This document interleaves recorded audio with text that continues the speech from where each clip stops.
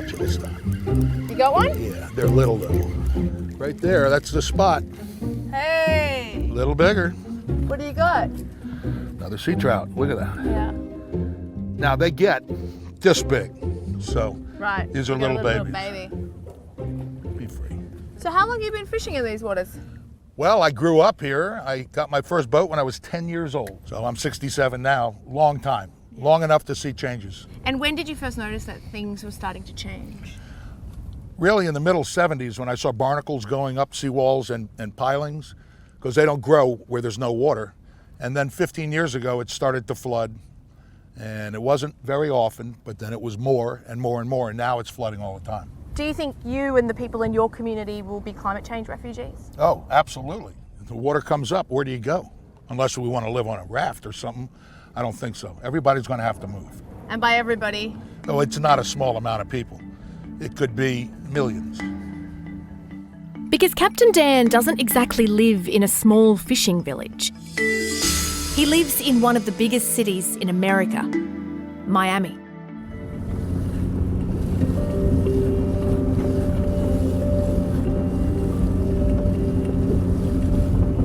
That's an original seawall. It's 80 years old. And you're saying that the water would have been A little less than lower a meter, than that? lower than that On a at, day like at high this? tide. At high tide? At high tide.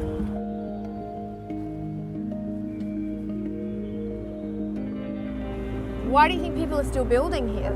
They're in denial. All these people are in denial. You would think people that have this much money, that are so rich, would understand what's happening with climate change in Miami Beach. They don't. They don't care, I guess. Nice houses, huh? Dan also has a nice house here, but he thinks the warning signs are overwhelming and he's doing something about it. I never thought I'd have to leave here. It's a great house. So what's happening with it? Well, sea level rise is happening with it, and I don't want to go through the issues that we have on Miami Beach, so it's for sale. You're selling the house that you built Right. to move out of here because you're worried about climate change. I'm worried about climate change. I'm worried about the sea level coming up and me having a life that I don't like. So I'm going to sell the house. Let's go. You'll see what I'm leaving. Thank you.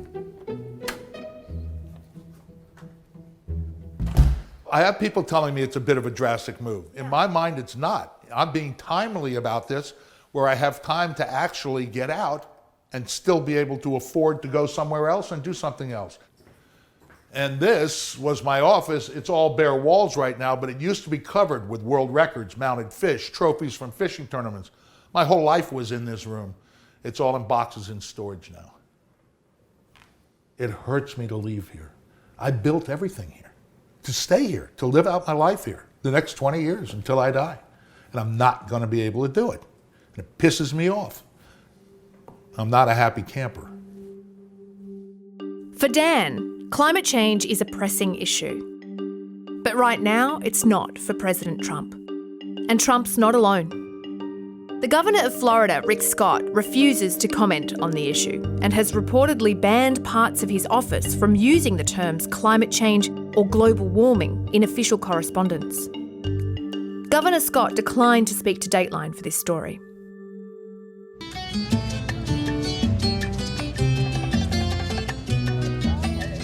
A study published last year found that Florida has more people vulnerable to climate change than any other US state.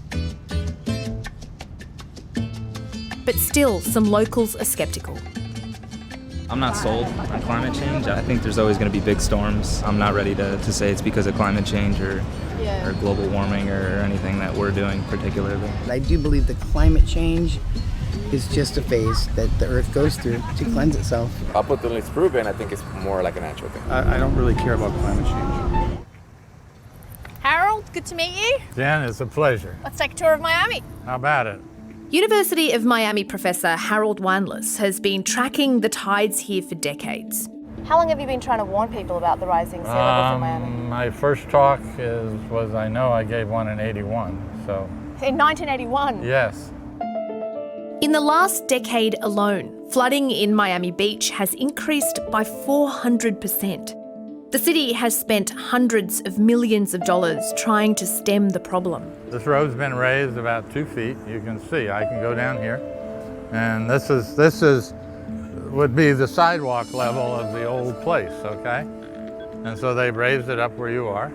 And is this enough of a raise, do you think, to stem the water? Well, we're going to have another 2 feet of rise, according to the U.S. government projections, probably by 2048, maybe earlier. So they're going to have to raise this again? And again and again, and it's going to get faster and faster. These predictions from Florida International University show what Miami will look like over the next few decades.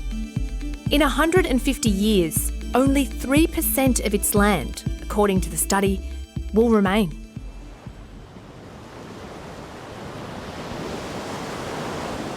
Predicting sea level rise is still an active area of research, meaning some scientists would argue that it may not rise this quickly or by this much. But Professor Wanless says even with conservative estimates, the future for Miami doesn't look good. Do you think this city as we know it will be here in 100 years?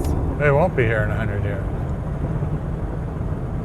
It'll either be a few stragglers trying to hang on to a city that has no infrastructure, no fresh water, no sewage facility, or it'll be abandoned completely.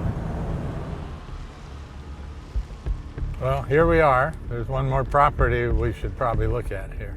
All right. Quite vulnerable.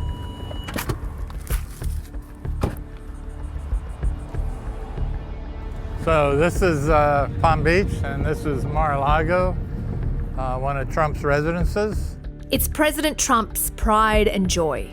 The sprawling estate of Mar-a-Lago has become a de facto White House. So will this place exist as we know it in 100 years? If I'm right, this will be something you can go snorkel on. It'll be quite famous. It'll be a former president's mansion. It'll be a former president's mansion in Atlantis. In Atlantis, right. This will no longer be Palm Beach. This will be Atlantis too. This will be a very popular dive site. Trump has called climate change bullshit, a myth, a very expensive hoax. He's pulled out of the Paris Climate Agreement and he's cut funding to the Federal Environmental Protection Agency. Trump's environment spokesperson did not respond to requests by Dateline to take part in this story. Yet it's Trump's presidency that will oversee the relocation of America's first ever climate change refugees.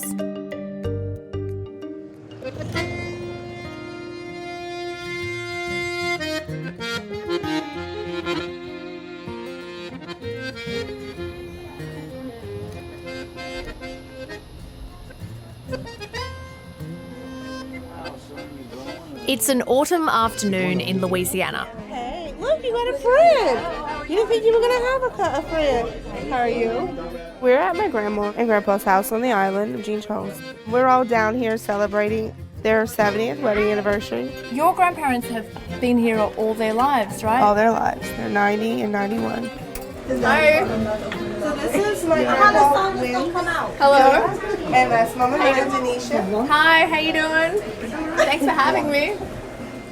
This is one of the last family milestones the Billiots will celebrate here. Happy anniversary!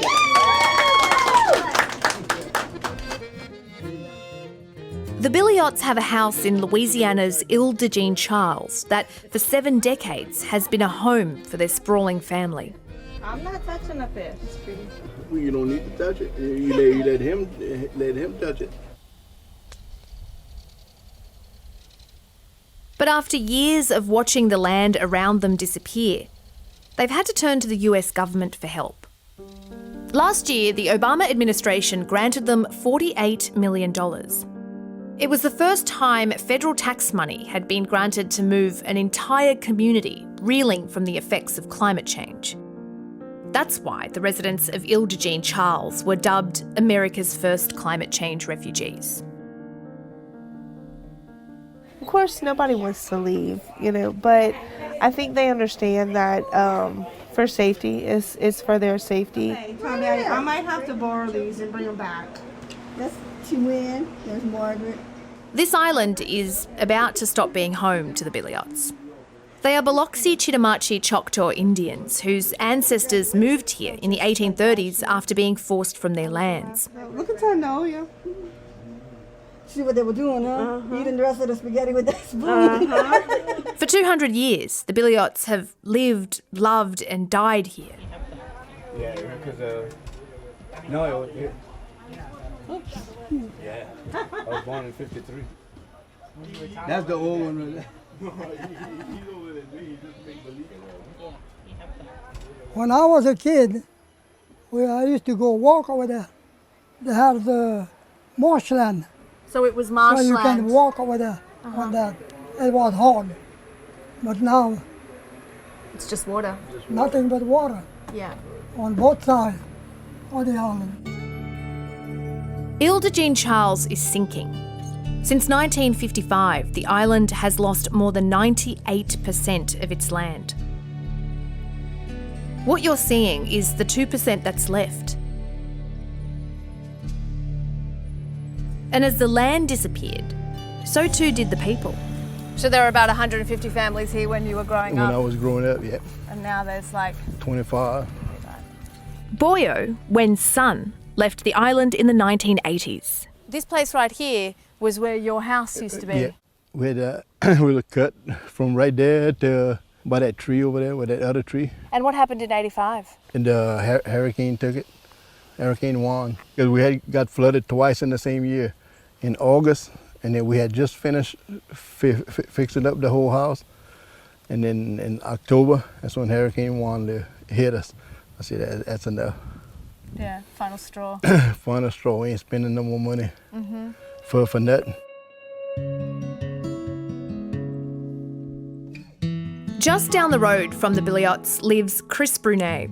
For years, his family has resisted leaving the island. We go back over here on Ile de Jean Charles about 7 or 8 generations. Because your parents left you this house. Do you feel on some level that you would also like to leave something there that you can pass down to future generations? Yeah, I have my niece and nephew that live with me over here, and so whatever is over here, it would be theirs. But then by the time they would be my age, that's a great uncertainty. You know, I could say 10 years down the road, Ile de Jean Charles will still be here. But then another 40 years after that. For Chris, leaving is less about his family's history and more about his family's future. Looking at the difference now, you see all them trees and you don't see them anymore. Oh, it was so much prettier here. Chris's niece Juliette will be the last of the Brunets to grow up on the island. If we stay here, then maybe his generation will be okay for it, but not for like me and my brother. For me and my brother, it'll probably, land will be gone. Because looking at pictures here, you can see how much land they had before, and now they barely have any. It's kind of sad because, you know, like my whole family lived here, and like having to move away from where like all my family lived is kind of hard, but you gotta do what you gotta do.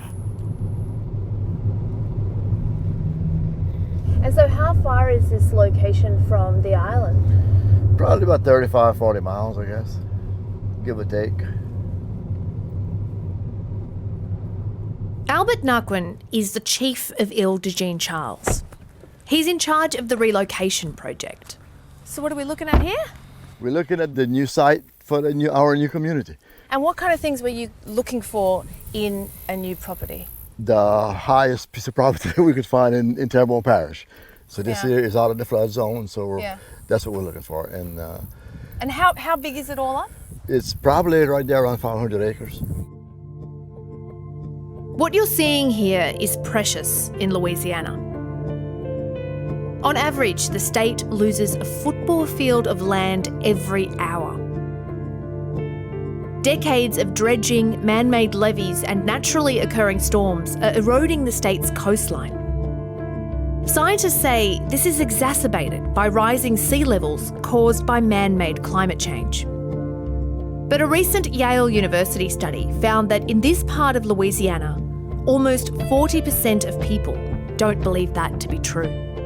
What do you think is causing all of the problems that you're facing with the environment on the island? Just wash it away. Do you believe it has anything to do with climate change or with global warming and warming sea levels? Sort of, yeah, but not completely. I mean, climate change is here, but I don't believe that the island was affected that much by climate change as we know it today. But many people would point to you guys and say that you're ground zero of climate change. Well, we are. Well, maybe we are, but I don't know if we really are. We see the changes as man-made and Mother Nature together that rooted up all the land around us. Okay. Do you think if Donald Trump was to visit, do you think that he would come around? I think he would. I think his heart's at the right place.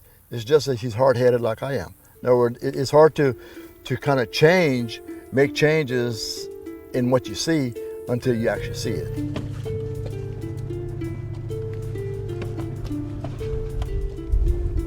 If seeing is believing, then President Trump should visit Kivalina, Alaska. 130 kilometres above the Arctic Circle, Kivalina is in a region that is warming twice as fast as anywhere else on Earth. Like Ile de Jean Charles, Kivalina is predicted to soon be inundated by water. Please remain seated until the captain or Hawley Aviation ground crew opens the rear air stair door. Thank you for flying Hawley Aviation and have a nice day. Unlike the people of that island, the people here are stuck.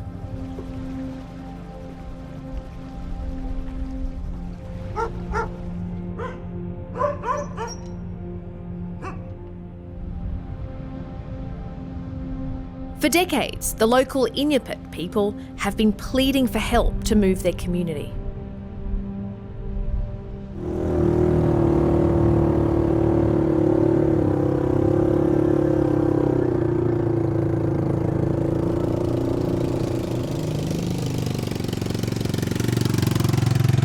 Hi, welcome to Kivalina. Hi, how you doing? Good, how about you? Nice to meet you. Nice to meet you too. I'm Jan. I'm Alexis.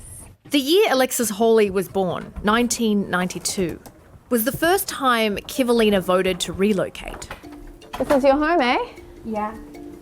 She's now 25 years old, and the village is still here.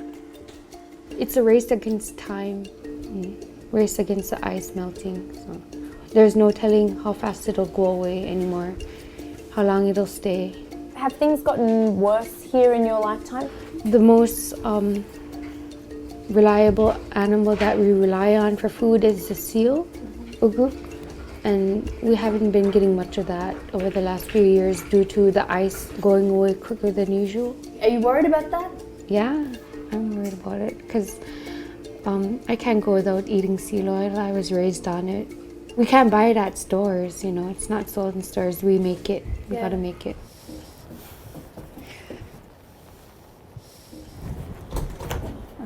Thank you. Alright. We're at the Kivalina Native Store where we shop for groceries, where we get all our fresh produce like potatoes and fruit. Where does all this stuff get brought up from? From Seattle. This is the only fresh produce we get. We mainly buy like side dishes like rice and mashed potatoes, and then because the meat is so expensive, we'd rather hunt for our own meat. Right. And if climate affects hunting and fishing and you don't hunt as much and you don't fish as much, but you can't afford to come to a place like this, what happens? We'll starve. Kivalina prides itself on being a self-sufficient community, but it's been feeling the effects of shorter hunting seasons for almost 2 decades. It's becoming increasingly reliant on food flown in from outside. Things started to become chaotic because the ice was not forming, and we need the ice in order to hunt. It's during the winter, the ice becomes part of our landscape, and we set up camps out there, we go whaling, seal hunting, but in early 2000s beginning, we noticed that the ice was just wasn't forming to the thickness that it once did.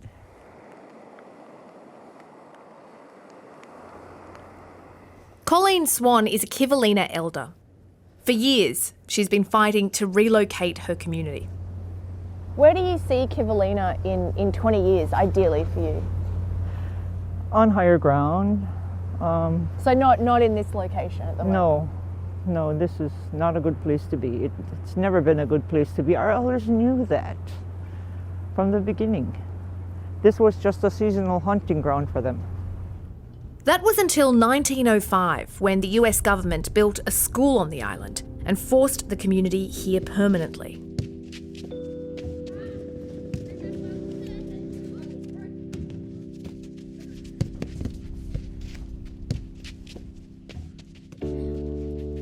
They were forced to bring their children to school.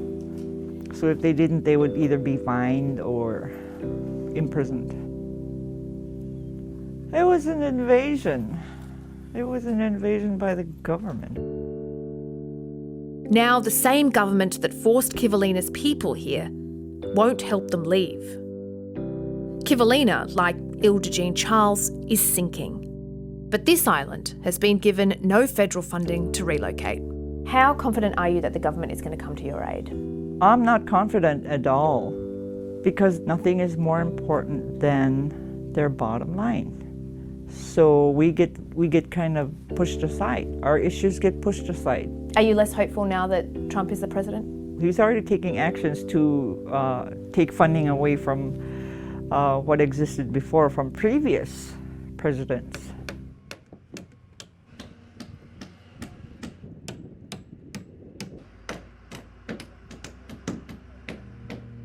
For Washington, the Arctic has long been out of sight, out of mind.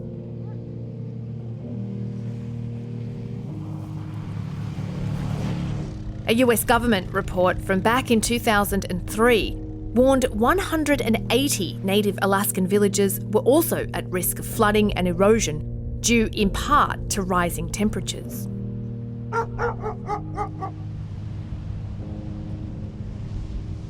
But in 2017, it's not just remote villages like Kivalina struggling with the impacts of climate change, making it harder and harder for governments to ignore.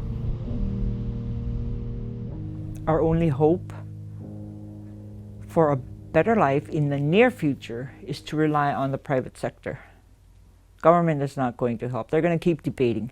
For us, the debate about climate change was over a long time ago. Maybe there was never even a debate. When you live with the reality of things, there's no debate. There really isn't. COLLEEN SWAN may very well live out her lifetime on the island.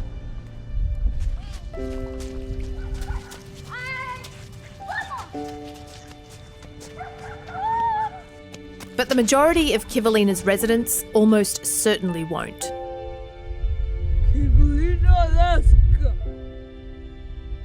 That's because of the 400 people who live here.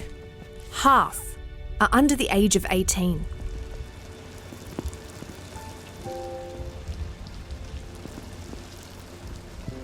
From year to year, something different happens. Every time I think that we've experienced just about all the changes that will happen, something different happens the next year.